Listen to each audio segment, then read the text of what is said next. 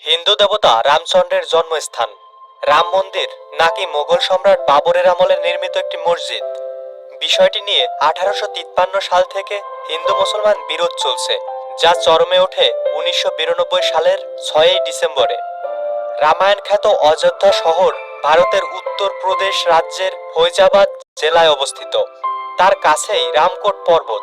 1528 সালে যেখানে সম্রাট বাবরের আদেশে একটি মসজিদ নির্মাণ করা হয়, যে কারণে জনমুখে মসজিদটির নামও দেয়া হয় বাবরি মসজিদ।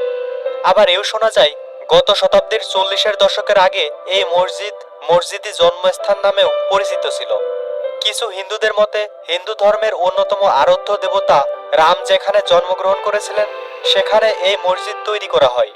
বাবরি মসজিদ নিয়ে সংঘাত ঘটেছে বারবার, অথচ ফৈজাবাদ জেলার 1905 সালের গ্যাজেটেরিয়া অনুযায়ী 1852 সাল পর্যন্ত হিন্দু এবং মুসলমান দুই সম্প্রদায়ই সংশ্লিষ্ট ভবনটিতে প্রার্থনা ও পুজো করেছে। 1853 সালে প্রথমবারের মতো হিন্দু মুসলমানদের মধ্যে সংঘাতের সূত্রপাত। 1859 সালে ব্রিটিশ সরকার দেয়াল দিয়ে হিন্দু আর মুসলমানদের প্রার্থনার স্থান আলাদা করে দেয়। আওয়াধ অঞ্চলের বাবর নিযুক্ত প্রশাসক ছিলেন মীর বকশী। তিনি একটি প্রাচীনতর রাম মন্দির বিনষ্ট করে তার জায়গায় মসজিদটি নির্মাণ করেন বলে হিন্দুদের দাবি।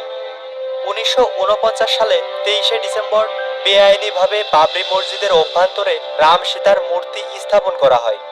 হিন্দুদের বিরুদ্ধে মূর্তিগুলো রাখার অভিযোগ ওঠে। মুসলিমরা প্রতিবাদ জানায় এবং দুই পক্ষই দেওয়ানি মামলা করে। সরকার ওই চত্বরকে বিতর্কিত জায়গা বলে ঘোষণা করে এবং দরজা বন্ধ করে দেয়।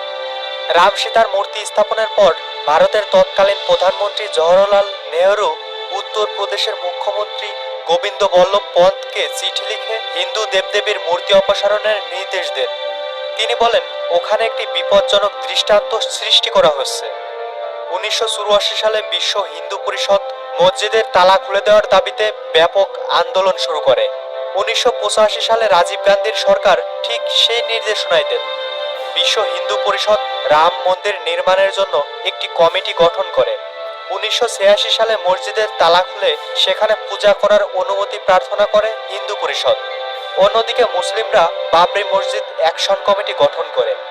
1989 সালে নভেম্বরের সাধারণ নির্বাচনের আগে ভিএইচপি বিতর্কিত স্থলটিতে শিলান্যাসের অনুমতি পায়। ভারতীয় জনতা পার্টির প্রবীণ নেতা লালকৃষ্ণ আদভানি ভারতের দক্ষিণতম প্রান্ত থেকে 10,000 কিলোমিটার দূরত্বের রাম রথযাত্রা শুরু করেন।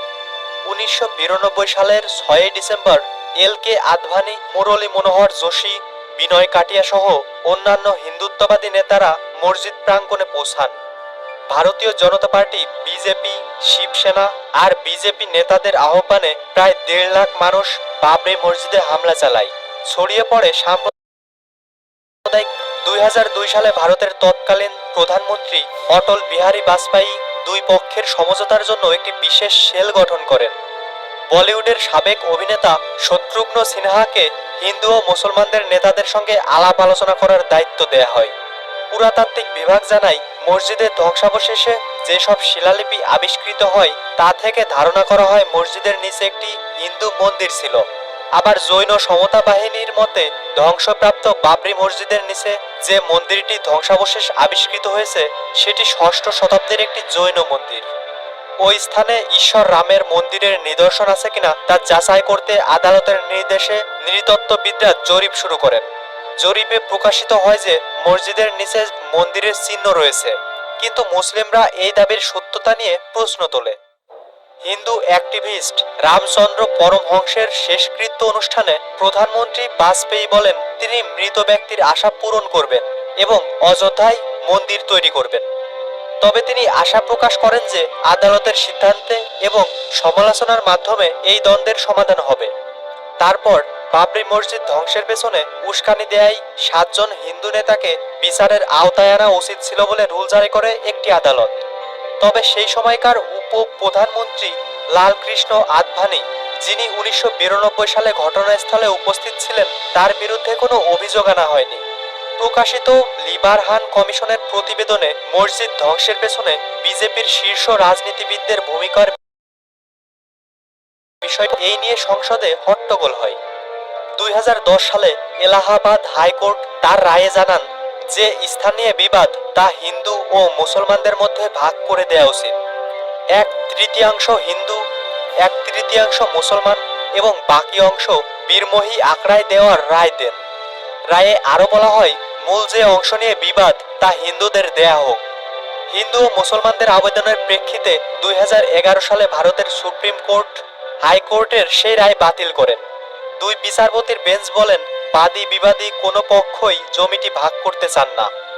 ভারতে হিন্দু মুসলিম সম্পর্কের কণ্টকিত ইতিহাসে বাবরি মসজিদে হামলা একটি কলঙ্কিত অধ্যায়। গুটি কয়েক হিন্দু সাম্প্রদায়িক গোষ্ঠী দিনটিকে সূর্য দিবস বলে আখ্যায়িত করলেও বেশিরভাগ ভারতীয় দিনটিকে কালো দিন বলে উল্লেখ করেন।